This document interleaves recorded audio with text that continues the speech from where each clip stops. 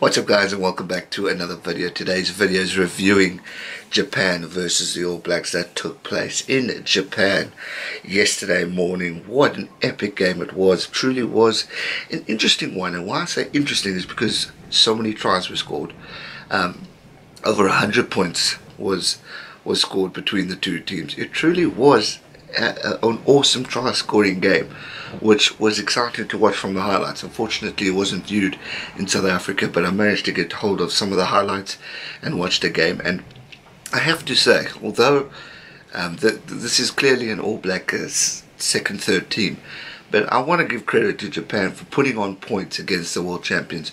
We all know that a third and second team of the All Blacks are immense. I mean, you still got names like Dan Coles, Barrett, Richie, all the great players that are there, that have been there to really help the All Black rugby team continue to grow and develop. And the fact that they could get 4 or 5 tries against the All Blacks, for me personally, is truly amazing. And I want to give credit to the Japanese squad for doing that. Obviously last weekend we saw them play against the world team, and they came up close. They showed momentum, they showed strength. Started off a bit rusty, but then they came back. They fought, which for me was exciting to see and awesome to see, coming from a team that no one would have thought about since before the previous World Cup. After they beat South Africa and Eddie Jones was in charge of them, we started talking about Japan and maybe thinking, could this team have something exciting to offer? Then they went on to beat Springboks, like I mentioned. We've seen them do a few things here and there.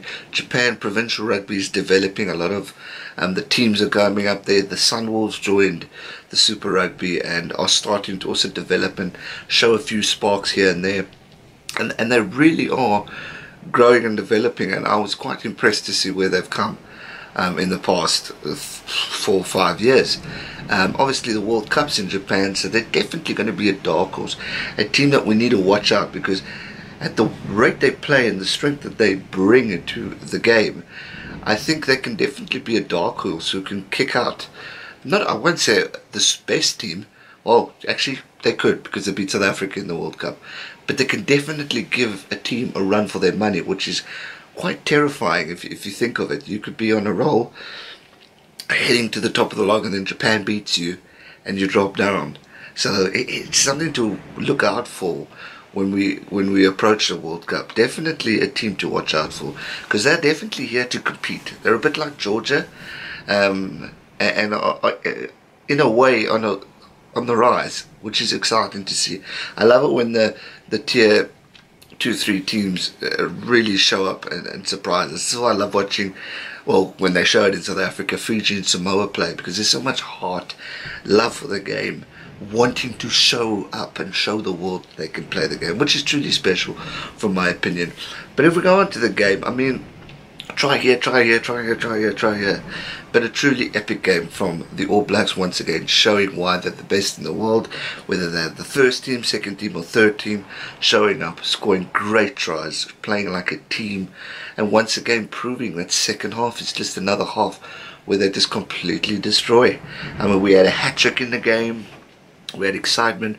Richie Mo'unga had an outstanding game, scored a great try for the All Blacks, kicking over his points. He really had an outstanding game as a replacement for Bodie, which I thought was really needed, and it was great for him to really have his chance to express the way he plays and put his hand up and say to Steve, look, I'm second best, I'm cementing my position within the team.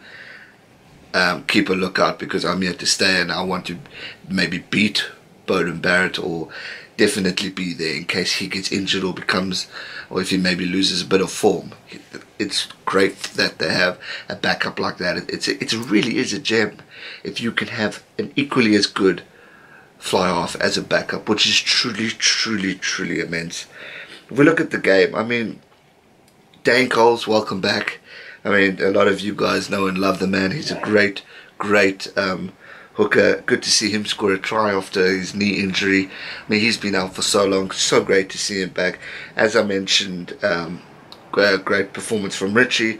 Wasaka Naholo great game.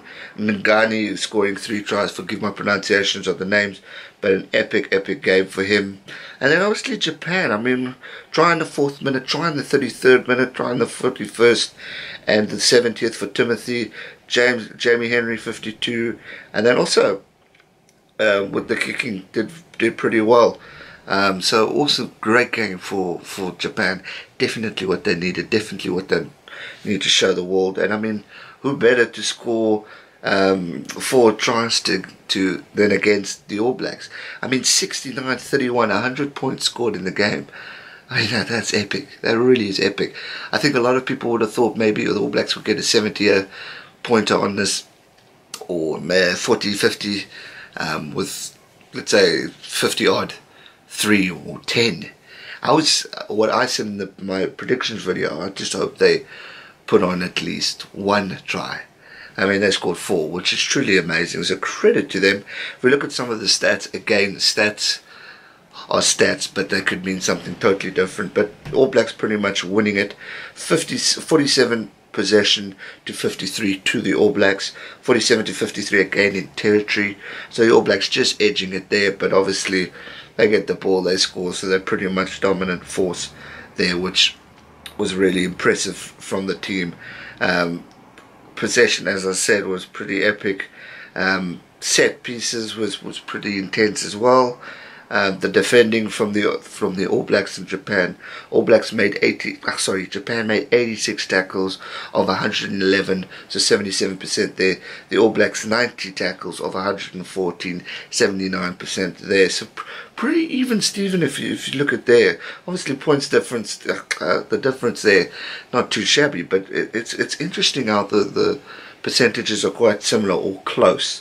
And if we look at penalties, Japan conceded 9 and the All Blacks 7. So again, interesting results for this game. But overall, for me as a fan, I'm quite impressed with the way Japan played.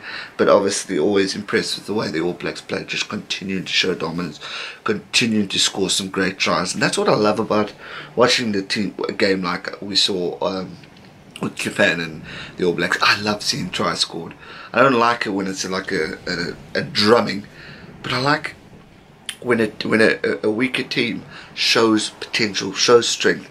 I mean, I'm going to be honest with you, even as a South African fan, when Japan beat us, I was well done to them.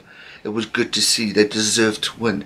When Italy beat us, I think 2-3 years ago, they deserved to win. Well done to them. And it's good to see. It's what rugby needs. It needs to have a situation where the top teams pick up a win. So well done to them.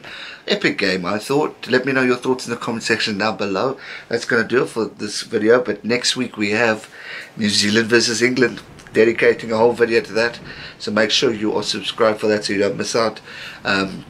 And we'll obviously be covering the rest of the Six Nations November internationals, so make sure you are subscribed, guys. Thanks so much for watching. If you enjoyed this video, give it a like. Let me know your thoughts in the comment section down below, and I'll see you guys real soon for another video. Thanks so much for watching. Stay safe and never give up. Cheers.